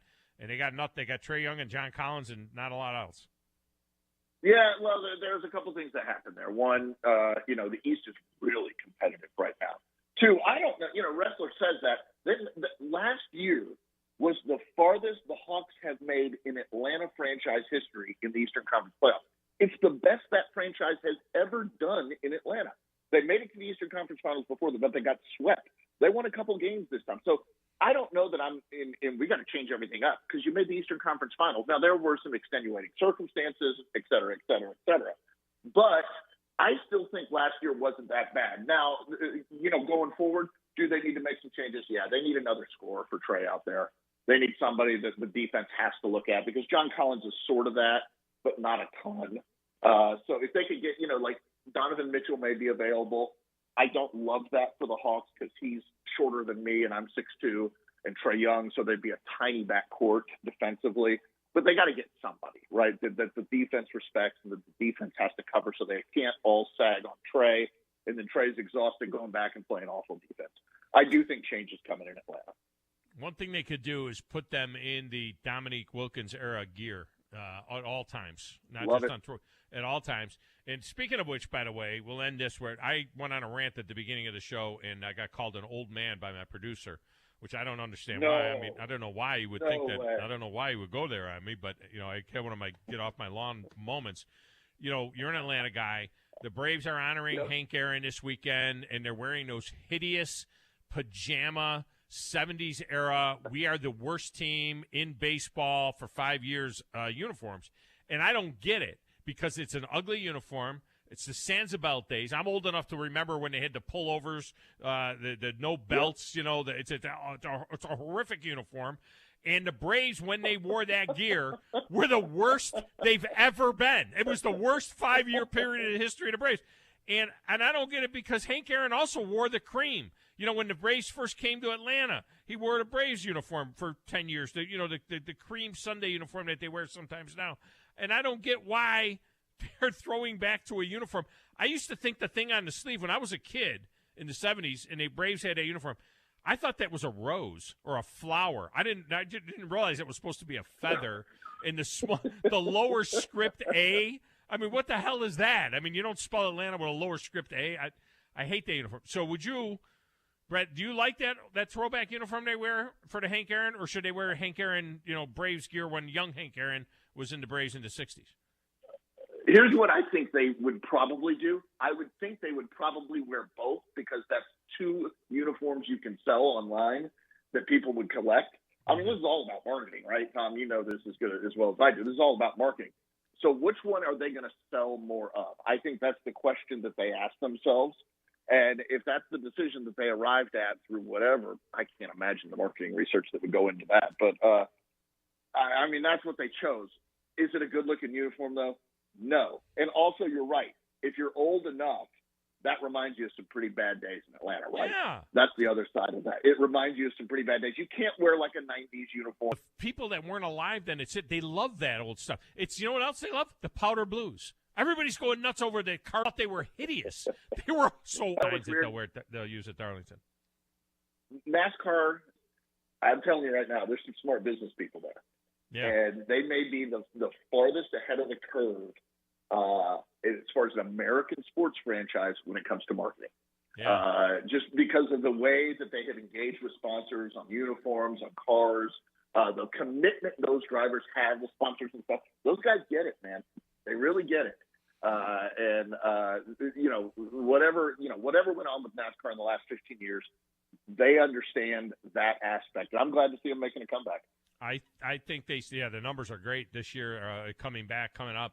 And I think that the drivers have as much respect for their history as any sport. Yeah. I think that's what's really cool is that the drivers have such respect for I wonder how much of this, Tom, have you seen that Formula One documentary, Drive to Survive? I think it's renewed an interest in motorsports, period. I mean, I think it's that good. If you saw the way Formula One ended last year, and I'm probably boring your listeners to death with Formula One talk, but I can't watch Formula One ever again with what they did at the end of the season there. But I think that it renewed interest in motorsports in general, and I think NASCAR's riding that wave too. I thought they were going to do one of those for that was NASCAR oriented too. I know that there have been talks. I know that there have been talks about it. I know for sure that there have been talks about it.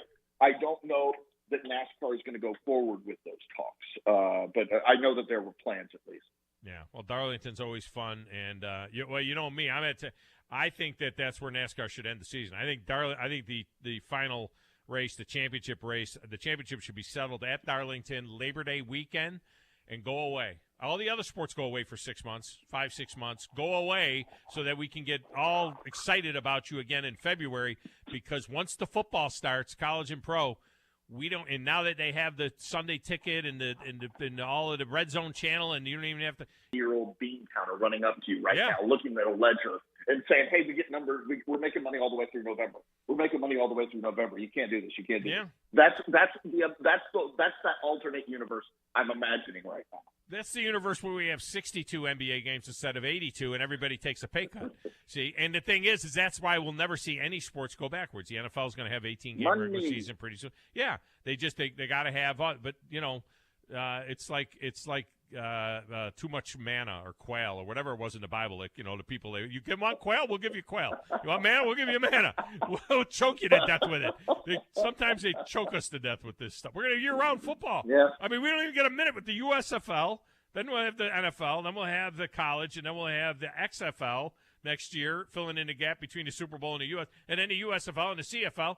Football never goes away. I mean, it'd be nice for it to go away for a minute. Everything in America. At the NBA, Christmas is our biggest day of the year. NFL's now on Christmas. So, they can beat us anytime they want to, and they did it. That's who they are. I mean, they're that powerful. Look, the NBA's the playoff numbers are up double digit. The ratings are up double digit. Yeah. And the headline was that the NFL draft had its lowest viewership in 5 years. And the NFL draft but the NFL draft had 3 times as many viewers as the highest rated NBA game. They had 10 million viewers. They how everything can be couched. The NBA, the biggest game in the playoffs so far in the NBA, had 3.5 or 3.8 million viewers, which is fantastic. And the NFL draft had its worst night in 5 years, and they had 10 million viewers. I mean, it's just crazy. It's a monster. It's an absolute monster. The NFL is to American sports as soccer is to the world. And people don't realize it. That's how much bigger soccer is than everything else in the world. And the NFL does that in America. They absolutely dominate everything. We, inside the NBA, we just know it. Like, there's nothing you can do about it. You do your best, but they're going to kill it every single time, everywhere they go. They're going to kill it. That's a great point. All right, man. I appreciate you as always. Great stuff. Beau Estes, NBATV, NBA.com. You find them everywhere. Thanks, man. Take care, buddy. All right, when we come back, you know what the NFL does that soccer doesn't do and that the NFL shouldn't do? I'll explain when we return on 97.7 ESPN The Zone.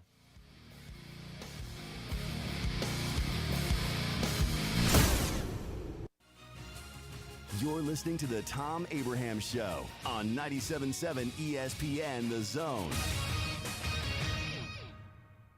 This is Brent Musburger's VSiN Action Update on 97.7 ESPN The Zone. Heads up, sports bettors. Right now you can try VSiN All Access free for 30 days with no credit card required. Visit vsin.com/free month to sign up now. Canelo Alvarez returns to the light heavyweight division for the first time since 2019. Alvarez taking on Dimitri Bivol Saturday in Las Vegas. Canelo the -500 favorite, Bivol at +350 for the light heavyweight championship. The Kentucky Derby returns Saturday with Epicenter the +300 favorite, followed by Zandon at +500 as of Thursday. Teva and Messier each at +700, and Mo Donegal at +1,000. NBA playoffs continue tonight. The Sixers down 2-0 at home against the Heat in the East Semis. Miami a 3-point road favorite. 210 the over-under. In the West, the Suns and Mavericks at Pick'em in Game 3 in Dallas, 219.5 the total. Phoenix up 2-0. I'm Trey Westerberg, 97.7 ESPN The Zone.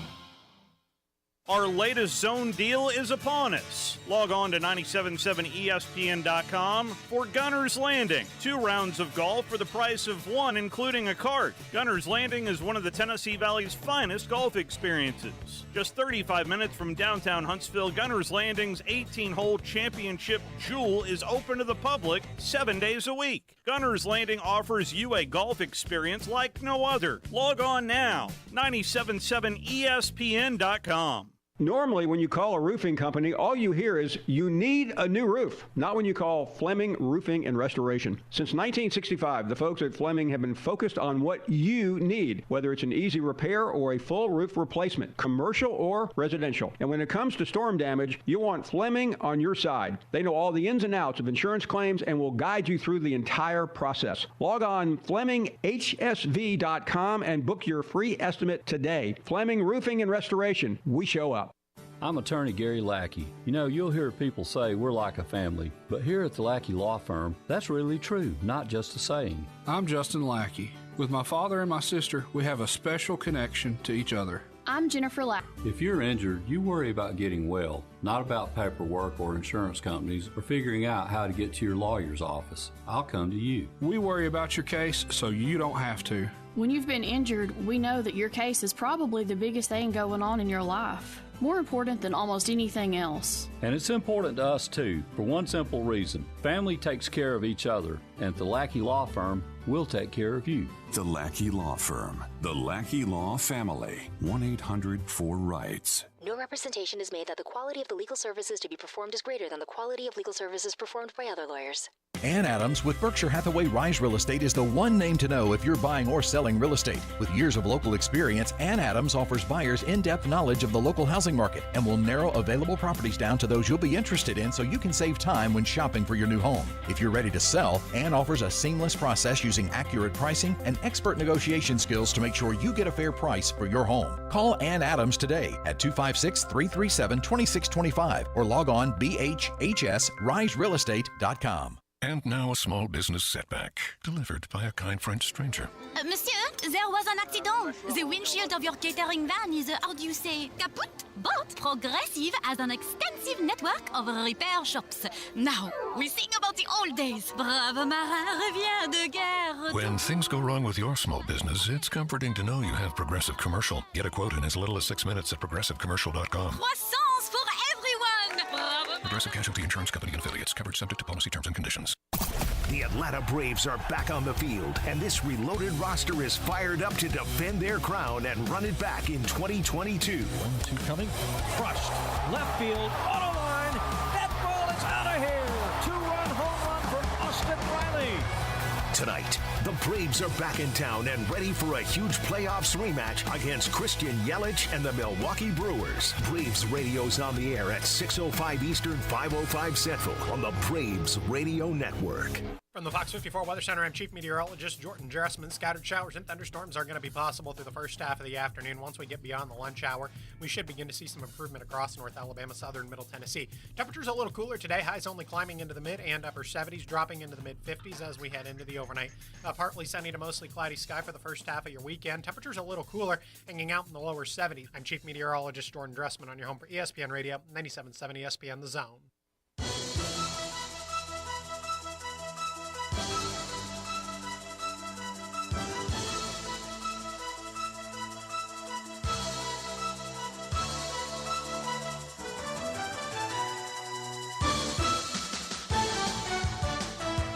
Segment of Thom Abraham Show is brought to you by North Alabama Mortgage. We're going all draft music today, I guess. North Alabama Mortgage will help you get your offer accepted. You know, it's very competitive out there buying a home right now. With North Alabama Mortgage, they've got some techniques, and they'll help you get your deal accepted quickly. That's what they do at North Alabama Mortgage. Of course, they're handling all conventional VA, FHA, and USDA loans as well. North Alabama Mortgage. For Alabama, Florida, Tennessee, they cover it all. Brian Hammaker and his team treat you like family. I know they treated me like family, and I'll be forever indebted to them for what they helped us do when we did our refinance. North Alabama Mortgage, just incredible people, just great people. Can you imagine for a minute? I'm not talking about a friendly. I'm talking about a regular season game between Liverpool and Chelsea, or Man City and Arsenal, or Man United and West Ham, you know, the Premier League. I'm talking about the Premier League of soccer in Great Britain. Can you imagine for a minute them taking a regular season game and playing it in the United States? Would never happen. Would never happen in a million years. You're never going to see the, Man City and Man United play a derby in New York City. Never going to happen. But the Giants and the Packers are going to play at Tottenham's Hotspur Stadium on October 9th at 9:30 in the morning Eastern Time. The Packers and the Giants. The Vikings and the Saints. The Broncos and the Jaguars. The Buccaneers and the Seahawks, the 49ers and the Cardinals are playing in the United Kingdom. 3 of those games will be in London. 1 will be in Munich, Germany. And the 49er Cardinal game will be in Mexico City in front of 105,000 people that don't understand the game at Estadio Azteca. I guess there maybe will be more Cardinal fans. I don't know. All I know is I don't get this. It drives me batty. I don't get it. Why we have to take our game. It's our game. And I know the whole in Tuscaloosa. I mean, if you feel like you got to have a game at a neutral site. They don't take their stuff and play it here in the regular season. You want to go over there for the preseason? I don't care. You go there for the entirety of the preseason. Go stay there, play 3 games over there. I don't care. Go with another team, practice, play in Germany, play wherever the hell you want to play. But when it comes to our regular season of NFL football, what the hell are we doing? Grizz, I don't see any, Tottenham playing, West Ham in Chicago. Yeah, they don't do too many of the regular season games, but they always do. No, they do 0 of the regular season games. Yeah, not too many 0. Well, I'm just saying they do I think the All-Star game plays one of the best teams, so like the best MLS players get to play. Exposition. Yeah, I understand what you mean when I would like to see that. I don't think it's ever going to happen. I think what they're trying to do is they're slowly just trying to get all the retired, really good or formerly really good foreign players to go play in the MLS for a couple years just to get that fandom and just to get people to kind of gravitate. Well, why are we taking our game over there is what I'm saying. I don't know. I maybe we're trying to like we do everything else. Like we're just trying to force it down somebody's throat and like trying to make it like, you know what I mean? Like, hey, here's football. Like it. Even though nobody else plays it and the closest thing is rugby. So they don't play it. Nobody there plays it. Yeah. I mean, at least here, we have people playing soccer. We don't do it very well, but we do it. They don't even have anybody over there playing it, and we got to take our game over there. I don't like it.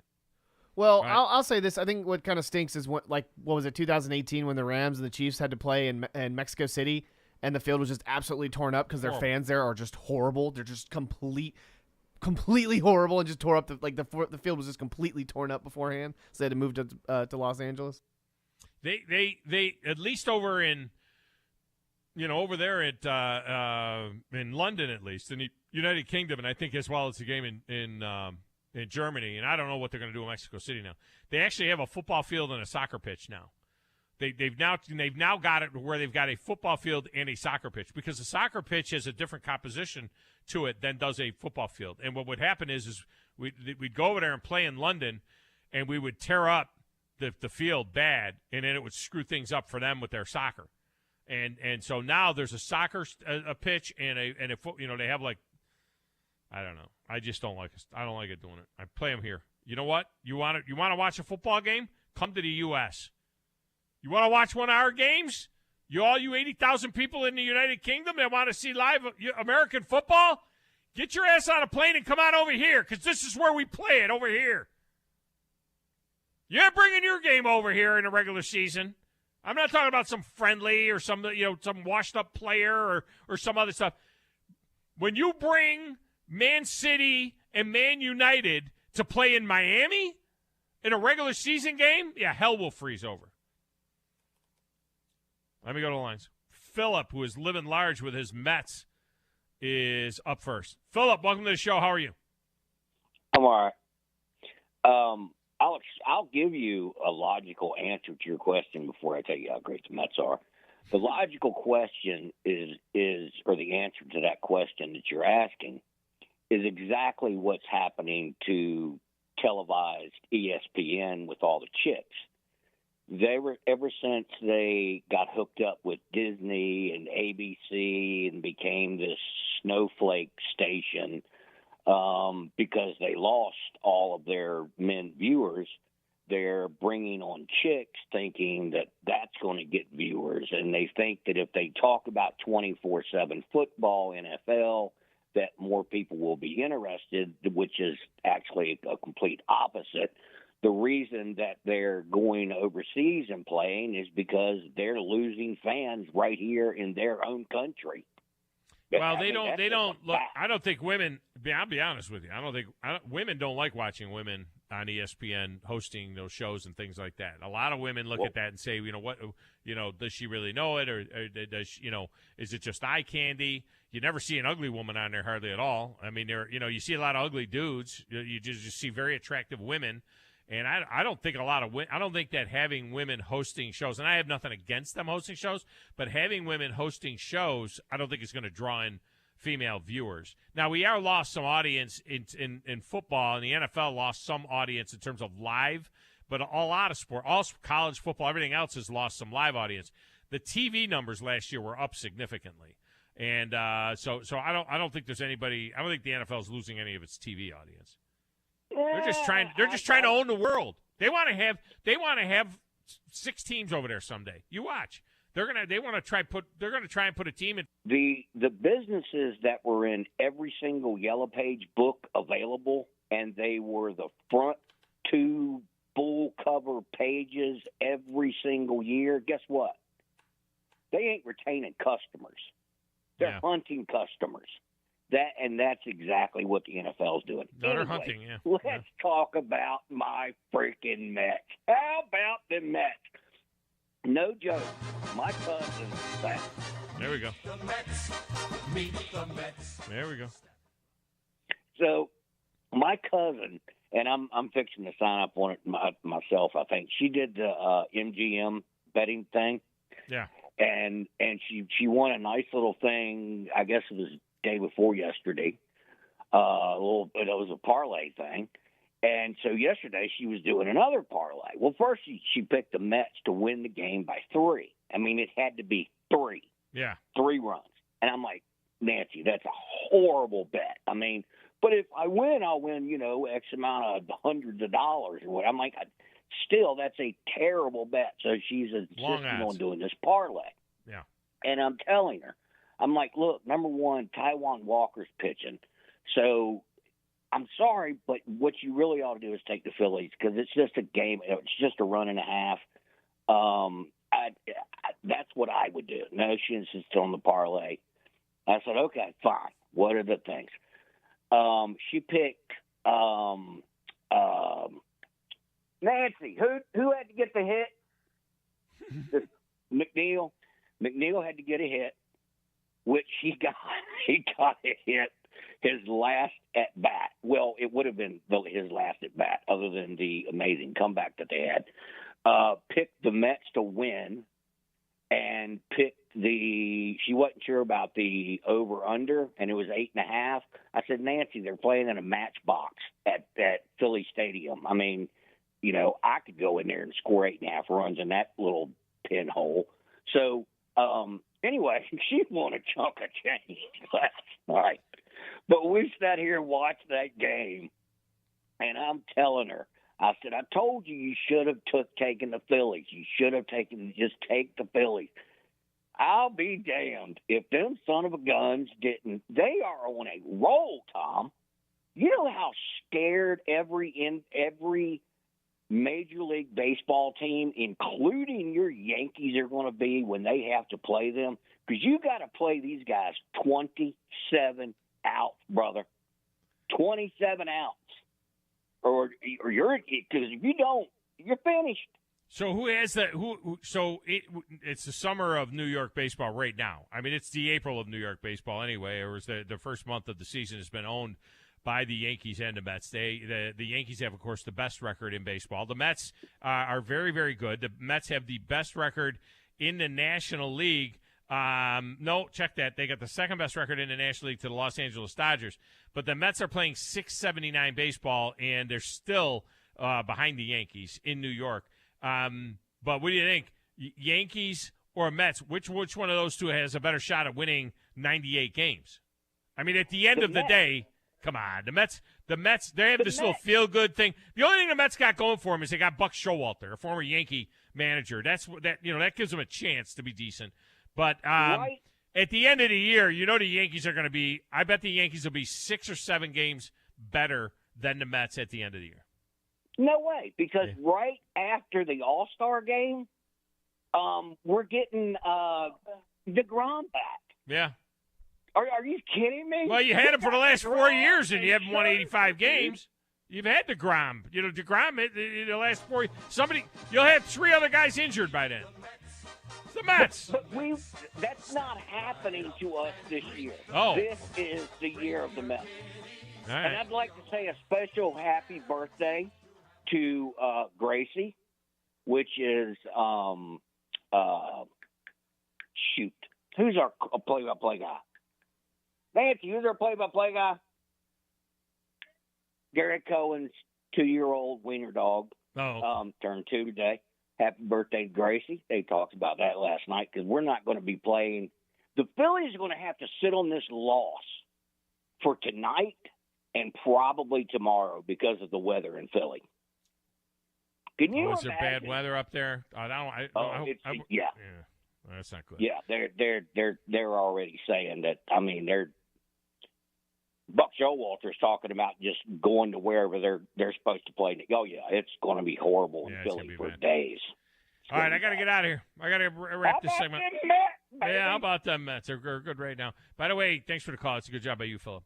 Grizz, here's the stat of the day. In the last 25 years, the Mets were 0-330. Yeah. While trailing by 6 runs or more in the 9th inning.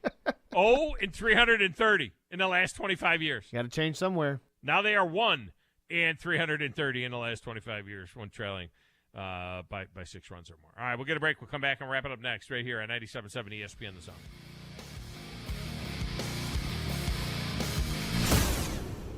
What's better than Valley Equipment Rental? 2 Valley Equipment Rentals, and that's just what we have now. The original on the South Memorial Parkway between Drake and Airport Road, and their second location on North Memorial Parkway just north of Winchester Road. Valley Equipment is locally owned and has more skid steers, excavators, and lifts than anyone in the area, plus all the small tools that you need to get the job done like a pro. And if you are a pro, you need to check out the new North location now because Valley Equipment has what you need. Learn more at valleyequipmentrents.com. If you're ready to lower your utility bills, it's time to call Eagle Insulation. Eagle can handle it all. Attic re-insulation, insulation removal, wall insulation, and new construction insulation, commercial and residential. Our primary goal is to save you money, and lots of it. Typical clients realize their return on investment within 3 to 6 months. That means the re-insulation actually pays for itself and then some. See if we can help you. Contact Eagle Insulation today, 256-755-1556, or log on insulatewitheagle.com. TOC Sports has been there for you. Now, you're probably asking yourself,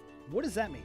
It means for more than 20 years, Alabama's largest orthopedic group has been there providing coverage and care to more schools and student athletes in the Tennessee Valley than any other group. It means whether you are the star football player, the all-region volleyball ace, or someone who hurt their knee in a weekend pickup basketball game, TOC Sports physicians are proud to have the opportunity to care for all your orthopedic needs. It means for parents, coaches, athletes, desk jockeys, or even weekend warriors, TOC Sports physicians continue to meet and exceed the orthopedic and sports medicine needs of our community. But most importantly, during these challenging times, we're here for you now, and will continue to be here. So as long as there are players on the field, games to be played, and contests to be won, the orthopedic specialists from TOC Sports will be ready to help. We don't know what the future holds, but you can count on the TOC Sports team to stay committed to you, so you can stay in the game. Call 256-539-2728 today and ask to see a TOC Sports physician. Check them out online, also Facebook, Twitter, and Instagram. Gunner's Landing is one of the Tennessee Valley's finest golf experiences. Just 35 minutes from downtown Huntsville, Gunner's Landing's 18-hole championship Jewel is open to the public 7 days a week. Located in the foothills of the Appalachian Mountains, Gunner's Landing offers you a golf experience like no other. With beautiful Lake Gunnersville views throughout the round, Gunner's Landing is golf the way nature intended. Gunner's Landing's Club Repair Shop offers a full range of services, including re-gripping and adjusting the lofts and lies of your clubs, even putters. Since the work is done in-house, your clubs will be returned to you in a timely manner. Unmatched in the North Alabama area, it is Gunner's Landing. Schedule your tee time today at gunnerslandinggolf.com. That's gunnerslandinggolf.com. It's Kentucky Derby season, and Bad Daddy's Burger Bar is celebrating by offering another awesome zone deal. If you haven't tried our chef-inspired expressions of pure burger amazingness, then now is the time to sink your teeth into one of Bad Daddy's award-winning burgers for half price. Our zone deal this week gets you $50 worth of delicious burgers made with premium Angus beef for just $25. Log on 977ESPN.com now and get your Bad Daddy's Burger Bar zone deal before they're gone. Bring that playoff intensity every day to our shows. Bring it on, Chomp. Let's go. Okay, maybe just for Drew DeArmond. Bing. Me. Listen for Talkin' Ball with Scott Tyson and Drew. Weekday mornings starting at 7 on 97.7 ESPN, The Zone.